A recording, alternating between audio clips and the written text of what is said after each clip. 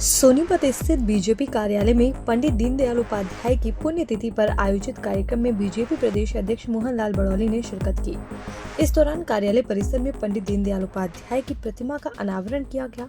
बड़ौली ने घोषणा की कि पंडित दीनदयाल उपाध्याय के नाम पर 1 वर्ष तक प्रशिक्षण शिविरों का आयोजन किया जाएगा, जिसकी शुरुआत सूरजकुंड से होगी। उन्होंने बताया कि शिविर में प्रदेश के सभी विधायक, सांसद, पदाधिकारी और 90 विधानसभा क्षेत्रों के जीते हारे प्रत्याशी शामिल होंगे। साथ ही उन्होंने स्पष्ट किया कि किसी भी पात्र बुजुर्ग की पेंशन नहीं काटी गई है, केवल अपात्र लोगों की जांच की जा रही है और जांच पूरी होने पर पात्रों के खातों में पेंशन डाल दी जाएगी। फैसला लिया है कि पंडित दीनदयाल उपाध्याय प्रशिक्षण वर्ग जो पूरे 1 साल तक चलेंगे और हरियाणा प्रदेश का भी जो हमारा प्रदेश का प्रशिक्षण वर्ग है वो कल अपना सूरजकुंड में जो राजहंस होटल है कल 10 बजे से 2 बजे तक की एक प्रशिक्षण का वर्ग रहेगा। उसमें हमारे सभी जिलाध्यक्ष, जिला के प्रभारी, प्रदेश के पदाधिकारी, मोर्चों के अध्यक्ष, चुनाव लड़े हुए जो हमारे 90 विधानसभा के जो चुनाव लड़े थे, कुछ विधायक बन गए, कुछ मंत्री बन गए, कुछ चुनाव हार गए, उन सबको भी वहां पर बुलाया गया है। और जो हमारी जिले की 4-4 सदस्य की प्रशिक्षण वर्ग की टोली बनी है, 27 जिले हैं, 27 गुणा में 4 तो 108 ये कार्यकर्ता भी उसमें शामिल रहेंगे। और उसमें हमारे जो प्रशिक्षण का कार्य देख रहे हैं, राष्ट्रीय सह संगठन मंत्री शिव कुमार जी का मार्गदर्शन उसमें हमें मिलेगा। और ये पूरे 1 वर्ष तक भारतीय जनता पार्टी जो अपने बूथ के कार्यकर्ता है, ये हमारा सबसे पहला जो शुरुआत होगी। हरियाणा प्रदेश में 377 मंडल है, 377 मंडलों में सभी मंडलों में प्रशिक्षण के कार्यक्रम रहेंगे और एक मंडल में लगभग 200 कार्यकर्ताओं का प्रशिक्षण का कार्यक्रम एक रात रुक के वो 24 घंटे का ऐसा एक शेड्यूल हम जारी करेंगे और 377 मंडलों में हम सबसे पहले करेंगे।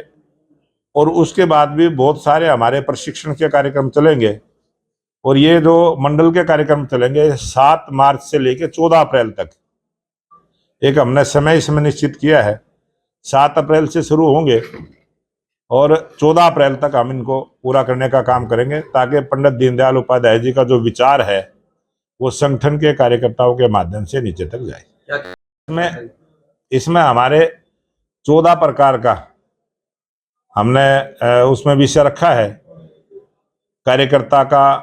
कार्यकर्ता निर्माण से लेके किस प्रकार से कार्य पद्धति है, उसको हमने 14 भागों में उसको बांटा है। 14 प्रकार की बातें शामिल की है। और जो हमारा मंडल स्तर का होगा, मंडल स्तर पर आके हमने उनको 7 विभाग उसके बनाए हैं और हमारे 7 वक्ता उसमें रहेंगे और वो 7 वक्ता अलग अलग विषय को लेकर अपनी बात को रखेंगे और कार्यकर्ताओं को अच्छी तरह से काम का बंटवारा, काम की जिम्मेवारी, जो भारतीय जनता पार्टी की पद्धति है, पन्ना प्रमुख तक का जो हमने निर्माण करना है, उस काम को हम आगे बढ़ाने का प्रयास करेंगे। अध्यक्ष जी भूपेंद्र सिंह हुड्डा की बात कर रहे हैं और अभय सिंह चौटाला की, बुजुर्गों के सम्मान के साथ बीजेपी ने खिलवाड़ किया है। फैमिली आईडी के तहत आय में पेंशन को जोड़ दिया, जिसकी वजह से हजारों बुजुर्गों की पेंशन कट गई और ये बुजुर्गों का अपमान बीजेपी पार्टी द्वारा किया गया। मैं आपके माध्यम से ये कहना चाहूंगा कि हुड्डा साहब ये बताएं कि जब कांग्रेस का शासन था वो कितने लोगों को पेंशन देने का काम करते थे। 2014 से भारतीय जनता पार्टी की सरकार है और पहले लगातार हरियाणा में कांग्रेस पार्टी की सरकार रही है। 2014 में जब हमारी सरकार आई, हरियाणा की पॉपुलेशन कितनी थी, 60 वर्ष से ऊपर की आयु के कितने लोग थे और कितने लोगों को हमने पेंशन दी है। और हमने बगैर भेदभाव के, जो हमारी सरकार का उद्देश्य है कि अंत्योदय, समाज के अंतिम व्यक्ति का उदय किस प्रकार से होना है, कोई भी समाज में छूट ना जाए, इसलिए हमने बड़े स्तर पर नई पेंशन बनवाने का काम किया। हमारी सरकार के अंदर बहुत सारी पेंशनें बढ़ी, वो ऑन रिकॉर्ड है, वो भी हम डाटा आपको देंगे।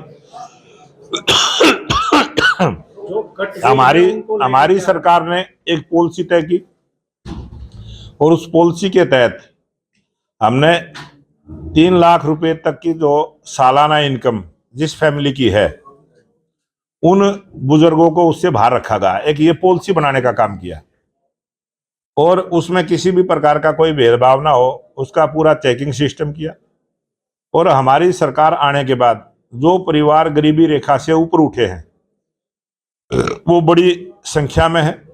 जो 3 लाख रुपए की सालाना इनकम से परिवार बढ़े हैं, उन बुजुर्गों की पेंशन कटी है। अगर किसी की गलत कटी है तो उस पर रोक लगी है, कटी नहीं है वो। और अगर उनको 2 महीने 3 महीने चेकिंग के समय नहीं भी मिलेगी तो उनको पीछे के एरियर समेत देने का काम करेंगे, ब्याज समेत देने का काम करेंगे, लेकिन किसी भी प्रकार का भ्रष्टाचार ना हो। ये हमारी सरकार की जीरो टॉलरेंस पे सरकार काम करे। किसी भी पात्र व्यक्ति की पेंशन ना कटे और किसी भी अपात्र व्यक्ति को ना मिले। इस प्रकार से जो कानून में प्रावधान है, कानून की प्रक्रिया को पूरा करते हुए हम काम कर रहे हैं। बहुत सारे जो लोगों की पेंशन बनती है, ऑनलाइन बनती है, उन्होंने फार्म भी नहीं भरना पड़ता। कांग्रेस के समय में लोग धक्के खाते थे और लोग चर्चा करेंगे। आप मीडिया के भाई हैं, आप जाके पता करिए कितना बड़ा भ्रष्टाचार उसमें होता था। 3-3 4-4 पेंशन रिश्वत के तौर पर देके लोग पेंशन बनवाने का काम करते थे। ये कांग्रेस के समय की बात है। और जब से भारतीय जनता पार्टी की सरकार बनी है, घर बैठे हम पेंशन देने का काम कर रहे हैं। भूपेंद्र सिंह हुड्डा की बात करें कि लोकसभा में राहुल गांधी को रोकना लोकतंत्र के खिलाफ है। अगर वो कुछ कहना चाह रहे हैं तो बीजेपी के नेता क्यों नहीं सुन रहे, जबकि वो एक किताब ले रहे हैं। बीजेपी के सांसद हैं, वो 4-4 किताबें लेकर आते हैं तब बोलते हैं।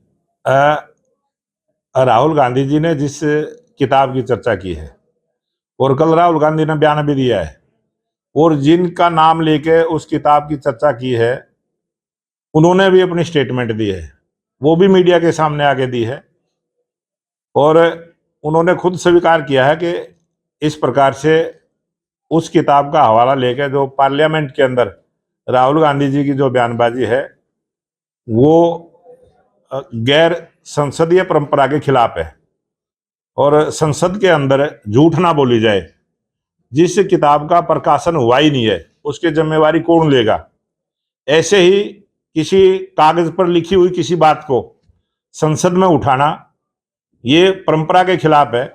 और राहुल गांधी हमेशा से ही, जब चुनाव का समय था, लोकसभा का चुनाव था, उस समय भी एक लाल किताब को लेकर वो हर मंच पर घूमते थे।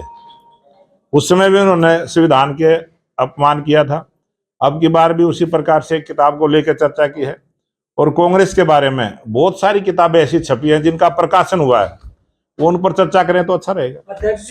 अध्यक्ष विपक्ष के नेता प्रदेश की कानून व्यवस्था पर सवाल खड़े करते हुए एक सर्वेक्षण का जिक्र करते हुए कह रहे हैं कि रेटिंग बहुत ज्यादा गिरी है प्रदेश में। 80 से ज्यादा आपराधिक गैंग जो है वो चल रहे हैं। भूपेंद्र सिंह हुड्डा लगाम नहीं लग रही है। अब हरियाणा के अंदर आप देख सकते हैं किस प्रकार से बिल्कुल शांति का माहौल है, बगैर भय के लोग जी रहे हैं। किसी भी प्रकार का वातावरण समाज में खराब नहीं है। अगर वातावरण खराब है और भय है तो कांग्रेस वालों को है। कांग्रेस के लोग, कांग्रेस के जो नेता हैं वो कहीं भय में जी रहे हैं क्योंकि पाप उन्होंने किया है। वो पाप कांग्रेस को तंग कर रहा है। कांग्रेस पार्टी के अंदर बहुत सारा, कांग्रेस के शासन के समय बहुत सारे भ्रष्टाचार किए हैं, बहुत सारे गैंग बनाए हैं तो कांग्रेस ने बनाए हैं। कांग्रेस वालों को पता है जब वो गैंग सामने आएंगे तो अपने आप पकड़ में आएंगे। रोहतक में व्यापारी से लेकर स्कूल संचालकों से चौथ मांगी जा रही है बदमाशों द्वारा, और आप क्या वो भी कांग्रेस के नेता हैं या उनको भी कहते हैं? अगर कोई भी हरियाणा में अपराध करेगा वो बच नहीं सकता।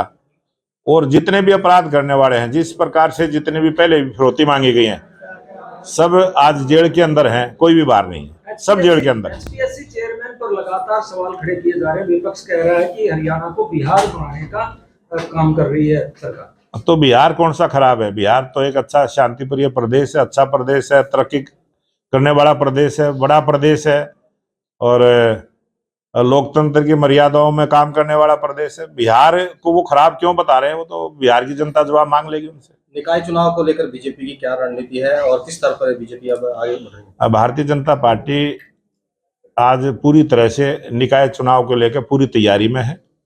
और 3 निगमों के चुनाव हैं, 1 परिषद का चुनाव है, 3 नगर पालिकाओं के चुनाव है। और हमारी चुनाव प्रभारियों की नियुक्ति हो चुकी है।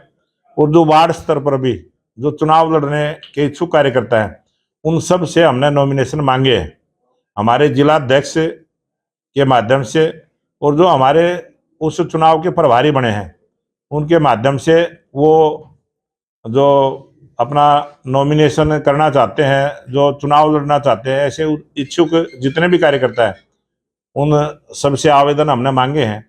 वो आवेदन देंगे, उनकी फिर छटनी होगी। उसके बाद हमारी एक स्क्रीनिंग कमेटी बनेगी, चुनाव की स्क्रीनिंग कमेटी जिस जिले में जहाँ भी चुनाव है वो वहाँ बैठेगी। उसके बाद हम इस प्रक्रिया को आगे बढ़ाएंगे। प्रदेश का बजट जारी होने वाला है, क्या मानते हैं कि जनता क्या को कुछ बड़ा मिलेगा हरियाणा में? बड़ा मिलेगी? जब से 2014 से हरियाणा में भारतीय जनता पार्टी की सरकार बनी है, और आप आंकड़े देख सकते हैं, लगातार हमने बजट को बढ़ाने का काम किया है। और हरियाणा का बजट जो है हर साल बढ़ता है, इस साल भी बजट बढ़ेगा।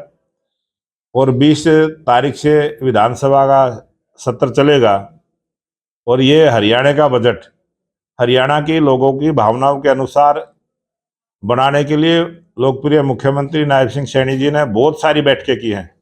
आज हरियाणा का कोई भी वर्ग ये नहीं कह सकता कि मेरे से बजट के बारे में चर्चा नहीं हुई, सलाह नहीं की। इतना भी किया है कि पत्रकारों के साथ भी बजट पर चर्चा की है कि पत्रकार भी बजट कैसा हो, कैसा चाहते हैं। कोई भी वर्ग आज हरियाणा का ऐसा नहीं है, चाहे कर्मचारी है, चाहे किसान है, चाहे महिलाएं हैं, चाहे युवा हैं। यूनिवर्सिटियों में जाके भी युवाओं से भी हमने बजट के ऊपर चर्चा करने का काम किया है। और ये हरियाणा का बजट विकसित भारत के संकल्प को पूरा करने वाला बजट होगा, हरियाणा की जनताओं की अपेक्षाओं को पूरा करने वाला बजट होगा, और बहुत बढ़िया हरियाणा का बजट आने वाला है।